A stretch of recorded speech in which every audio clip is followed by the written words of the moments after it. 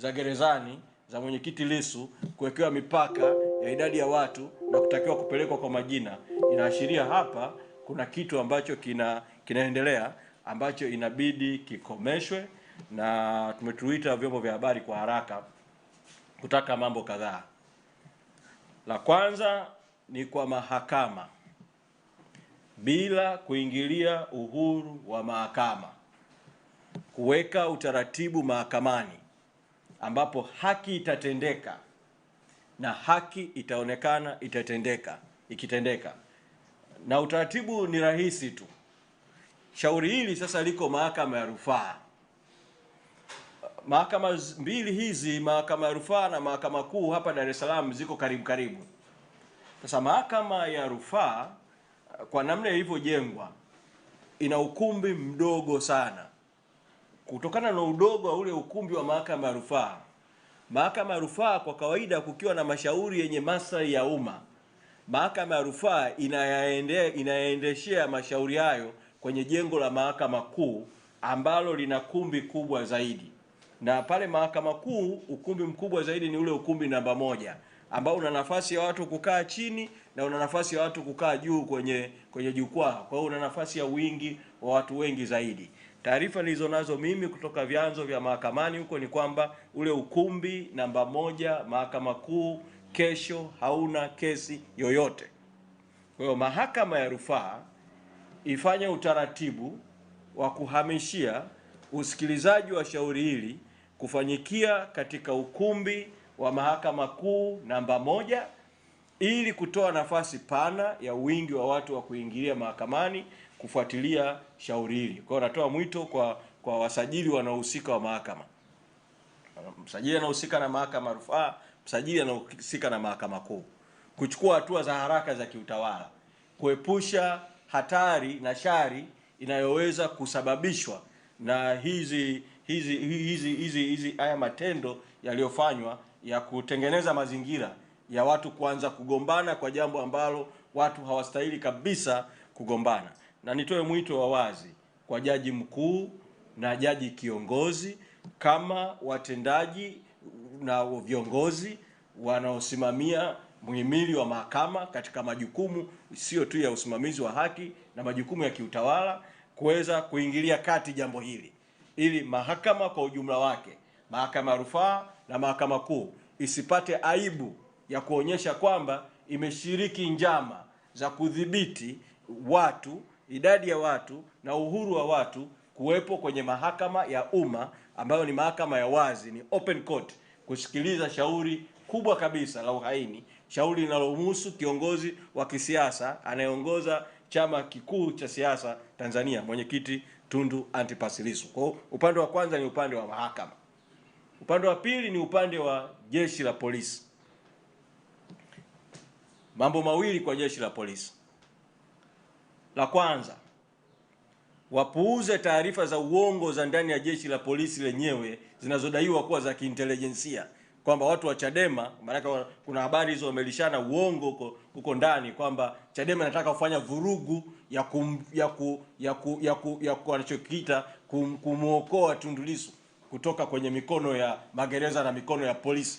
Uongo mtupu, uongo ambao umetengenezwa ili kutekeleza nia ovu ya kupiga raia na kupiga wananchi na kufanya vurugu. Watu wa polisi wenye kuheshimu utawala wa sheria, haki na maadili waepukwe kuingizwa kwa uongo kwenye mzozo na mgogoro ambao utalichafua zaidi jeshi la polisi ambao tayari limeshajichafua kwa matendo mbalimbali ya siku ya nyuma. Badala yake jeshi la polisi, na hapa ni mzungumze na IGP kwa sababu bahati mbaya sana polisi kanda maalumu Dar es Salaam na polisi maeneo haya yanayohusika na eneo hili mpaka wameamua kupanga hayo walioyapanga, manake ni kwamba wameshakubali uongo huo na wanaongozwa na uongo katika kupanga utaratibu wa ulinzi na usalama katika jambo lenye maslahi ya umma ya wazi kabisa. Kwa hiyo nitoe mwito kwa mkuu wa jeshi la polisi IGP kuweza kufuatilia jambo hili. Jeshi la polisi kwa ujumla wake wasikubali kuingizwa katika kuchafuliwa wote kwa umoja wao kwa sababu ya matendo ya watu wachache ambao wanaacha kufanya kazi kwa ukweli, kwa haki, kwa uweledi. Na tukumbushe jeshi la polisi, na nikumbushe IGP, matendo kama haya ya taarifa za uongo zinazoitwa za kiintelijensia ndio yalifanya jeshi la polisi likapiga watu mahakama ya Kisutu pale wakati kesi ya mwenyekiti Lissu inakwenda kwenye hatua ya komito mwezi Aprili mwaka 2025. Wakapiga watu, wengine wakabebwa wakaenda kupigwa huko maporini, Mabwepande na mapori mengine, wakatupwa, wakadhalilishwa. Na sio wana viongozi wa Chadema peke yake, viongozi, wanachama, mpaka baadhi ya waandishi wa habari wakiwa wanatekeleza wajibu wao wa kisheria. Lile jambo lile, doa lile bado liko mikononi mwa jeshi la polisi, na bado sisi tunaendelea kusisitiza hatua mbalimbali zichukuliwe na wadau mbalimbali kuhusu yale matukio ya Aprili 2025. Kwa utaratibu huo wa kupeana taarifa za uongo, ndio jeshi la polisi mwaka 2024 tarehe 12 mwezi Agosti kwenye siku ya vijana kule Mbeya lilisababisha watu tukapigwa bila sababu za msingi, watu wakaumizwa, watu wakakamatwa kwa taarifa za uongo tu zinazoitwa taarifa za kiintelijensia, za uongo kabisa ambao haupo. Sasa safari hii tena jeshi la polisi linataka kusababisha matatizo makubwa kwa kuendeshwa na uongo baadaye ya ukweli na uweledi. Kwa hiyo hizi njama za kutaka kuwavalisha watu sare za Chadema wafanye vurugu, alafu jeshi la polisi lipate uhalali wa kupiga watu na kuumiza watu wasiohusika kwa mambo ya uongo, hizo njama zikome. Tumeamua kuzisema wazi kwenye vyombo vya habari, hizo njama zikome, ili kesho kesi isikilizwe kwa njia za haki, kwa njia za amani.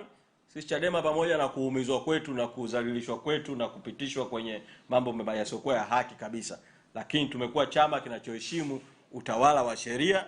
Tunaamini kwamba mwenyekiti Lissu atasimamia haki kama ambavyo umesimamia muda wote, na sisi tutakuwepo mahakamani kufuatilia kuhakikisha haki inatendeka, na haki inatendeka kwa wazi, na haki itendeke ikionekana wazi ikitendeka. Kwa nimalizie kwa kutoa mwito kwa wananchi na wadau wa haki na demokrasia walioko hapa nchini kujitokeza mahakamani kufuatilia kitakachoendelea katika kesi hiyo.